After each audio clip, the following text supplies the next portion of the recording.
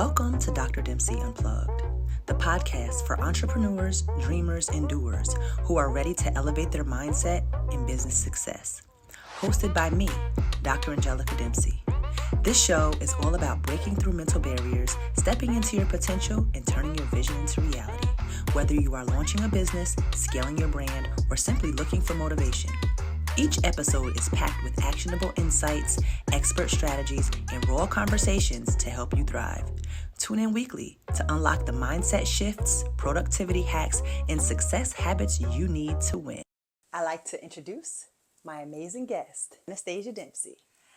Hey y'all, what's up? This is my sister, and she is here to talk to us today on the podcast about fear of failure. Fear of failure is one of the biggest reasons why entrepreneurs never get started. The truth, failure is not the opposite of success. It's part of the journey. Today, I'm going to help you shift your mindset and start embracing failure as a stepping stone to growth. Think about the most successful people you admire. Every single one of them has failed at something. The difference, they did not let that define them. They stuck through it and learned something very important about what they experienced during that failure. Failure is part of the journey. Today, I'm going to help you shift your mindset and start embracing failure as a stepping stone to growth. Why this episode matters. Think about the most successful people you admire. Every single one of them has failed at something. The difference, they didn't let failure define them. They used it to learn and improve. If you've been letting fear hold you back, then this is the episode for you. Why we fear failure.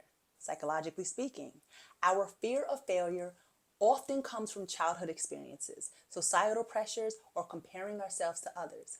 We've been conditioned to see failure as bad, but that mindset keeps you stuck. Boy, I know. We're going to get into it right now. Anastasia, have you ever experienced fear of failure? Yes, I have. Many times, and I still experience it. Tell us about it. Just the fear of trying something new, something that I want, something that could elevate my life. And I'm worried why it won't work instead of taking the leap of faith and seeing why it would. So it sounds like you've been experiencing a bit of imposter syndrome. Absolutely. Understood. So do you feel like fear of failure has ever held you back as it relates to business? Absolutely. How does fear show up in business? Procrastination. People put off launches, avoiding big decisions. It causes perfectionism where someone is just waiting for something to be perfect. My goodness, that is me. You can self-sabotage by talking yourself out of amazing opportunities, and you can also overthink. Me too. I am guilty of all of that. So tell me, what resonates the most with you? Definitely self-sabotage. Sometimes I know I have great ideas to do the things that I want and to help me grow and learn from myself, but I talk myself out of it because I compare myself a lot to my sister. Me? Really? Why? Just because I know you personally. And I know a lot. She getting candid. Let's go. And I just feel that where you came from, which wasn't a bad place, but you always wanted to be in a better place. You're very successful and determined. Thank you. And this is my sister. Hello. And I aspire to be that way. I talk myself out of a lot of things because I just feel that I'm not good enough. One thing that she mentioned, which is super important and something that I've mentioned to my clients countless times, comparison is a thief of joy. It's so weird to hear this coming from my sister. And I told her to keep it all the way real, be very candid, truly be you, right? And the thing is, with her saying that and me knowing that she's comparing herself, man, I wish that wasn't the case. At times, it causes her to overthink and contribute to the fear of failure. So if you guys didn't know, I'm the big sister, right? And I do love to drop jewels and teach her things. As it relates to fear of failure, it's important, right? And I'm really serious. I want you to take this from what I'm about to tell you, right? It's important to do a mindset shift because in every situation where someone fails or feels like they took a loss, it's just feedback, right? The faster you fail, the faster you can learn, adapt, and grow. The only true failure is never true. So regardless of whatever you have going on in your mind, it's important to continue just to try. Don't allow whatever you are comparing yourself to, including me, to stop you. We're close, right? Like, us being close, I know my sister really listens to me, right? It's weird because you see us both in these fits, right? We did not plan this today. We didn't. That's the weirdest thing. We both Nope. came to shoot and we did not plan this. We'd be so in sync, right? So with that being said, though, I really want you to understand failure is a learning opportunity. It's an opportunity to learn and say, what can I take from this? You had to go through the growing pains. Success isn't ever about failing. It's about consistency, resilience, and learning. Ask yourself, what's the worst that can happen? Many times you'll realize that most of your fears are just illusions. So while you're reflecting back, say, well, how can I shift my mind? What did I learn from this? So I don't have to go through it again. That's the thing. Those growing pains, they suck. No one likes pain. I don't like pain. I know there are some people out there who like pain. Let me say that. A lot of people don't like pain, right? So if you don't necessarily like pain or experiencing pain, then let that just be a one-off. You don't have to go through it again. Something else as it relates to fear of failure. You want to redefine success on your terms. Success isn't ever about failing. It's about consistency. Thinking back to one of your most recent fears, right? What's the worst that could happen in that situation? I get told no. Have you ever been told no before? Millions of times, y'all. All the Don't time. like that. You're not liking it. So in that space, right? Have you been able to recover from a no? Yeah. Have you ever learned something from a no? Yeah. Do you feel like being told no could have helped you at times? Absolutely. Maybe even saved my life. But sometimes you just want to hear yes the first time. That would be great. Understood. My suggestion in that space, right? Try to position yourself for the yes. So instead of being reactive and having to deal with the no, be proactive so that you can position yourself to deal with the yes. So consider this. What do I have to do to ensure that the outcome is what I want it to be? Period. What do I have to do to make sure that I'm as close to what I want the outcome to be as possible? So in that space, that's something that I suggest. Okay. Do you think that that would be really challenging or difficult? Yes. Why? I just feel like I deserve more yeses. I really put in a lot of work privately, and I know a lot of people do, and everyone has their own struggles and journeys and everything. But I was told no recently with something that I really wanted, and I busted my y'all know what. And it's just like, no. And once I received the no, I was mad a little bit. And my feelings were hurt because this is something that I really wanted. I had my academic advisor from my recently graduated program, a master's degree, y'all. And a couple of other people write letters for me, and I want this so bad. I really want to get the deal with Netflix. I really want to write for them. I just feel like, why not me yet?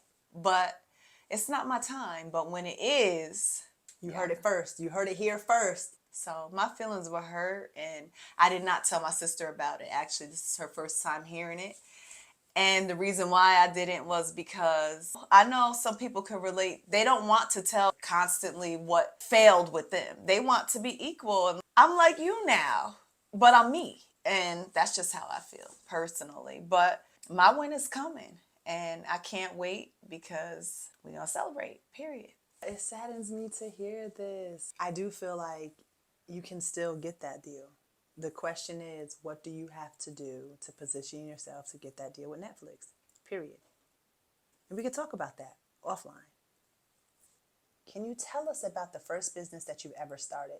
What inspired you to dive into entrepreneurship, and how did that experience shape your mindset?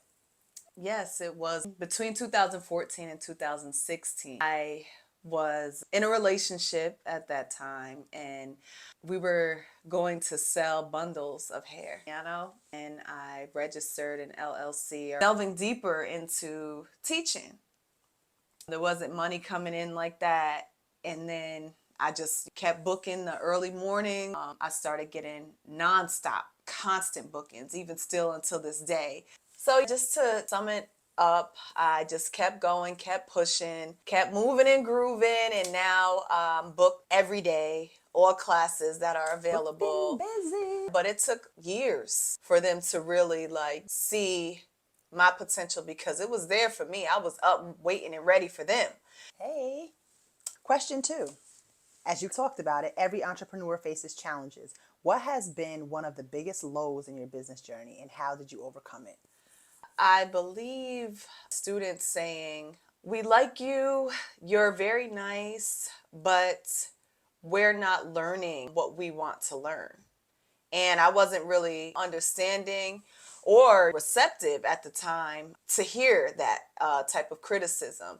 And maybe I had to take a step back to see what was I doing wrong. At that time, it was in my favor because a lot of teachers had sidebar talks, and these same few students were doing that to them as well. So the students were dismissed, but it also helped me to look into how I teach and different ways I can take my teaching approach and apply it to other students further. But you just got to know, some people, whether it is a teaching business, whether it is any type of business, there are just going to be Debbie Downers, complainers, and you have to muster up the energy to go past that, and in a positive manner, not get upset like me, because a lot of people know I am a hothead. I react and I get upset and I say the craziest things, and I try not to be that way.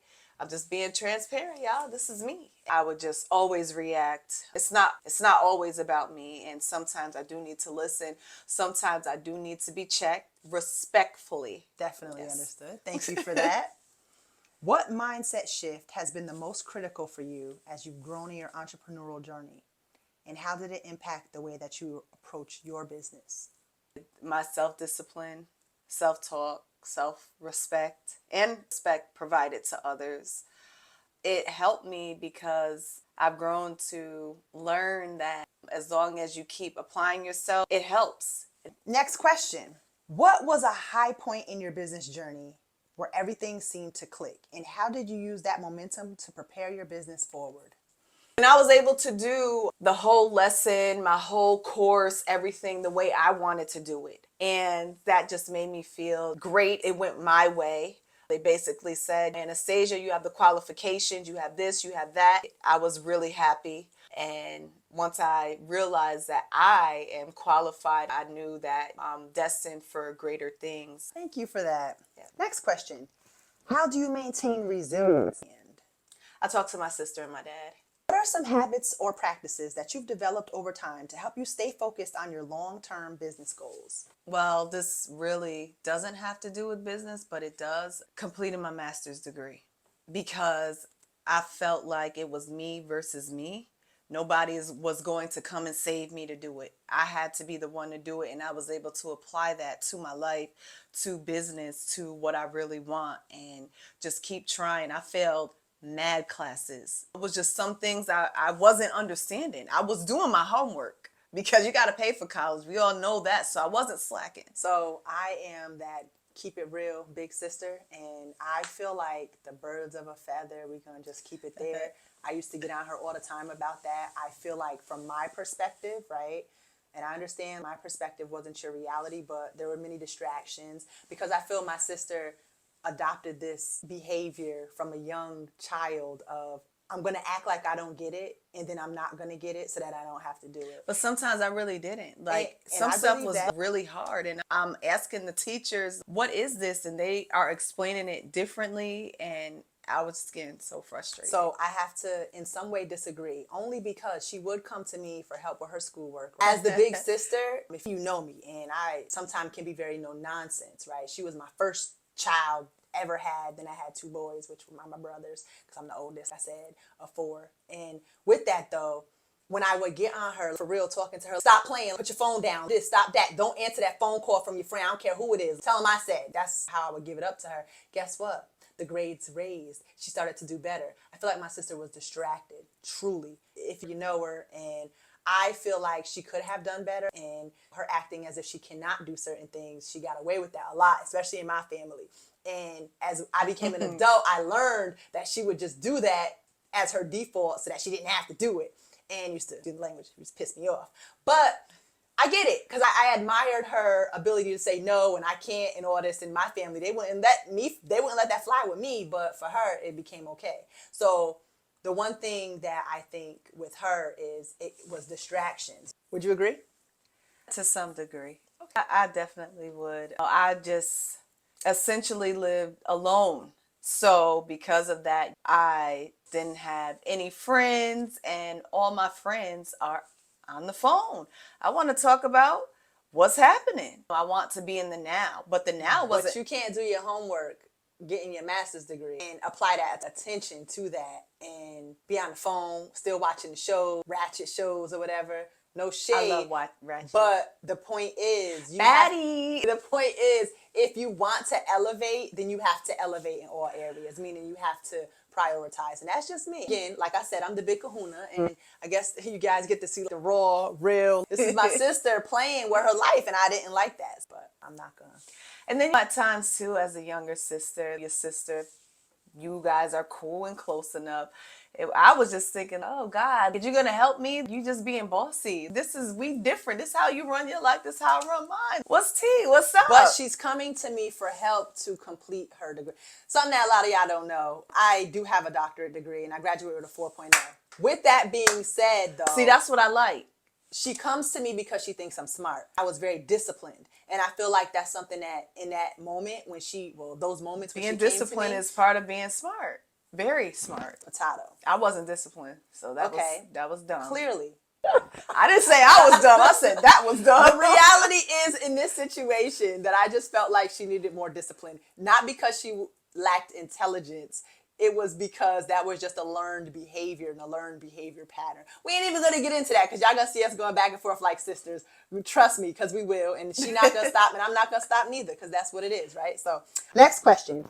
Can you describe a moment when fear or doubt almost derailed you and how you made that mental shift to keep going?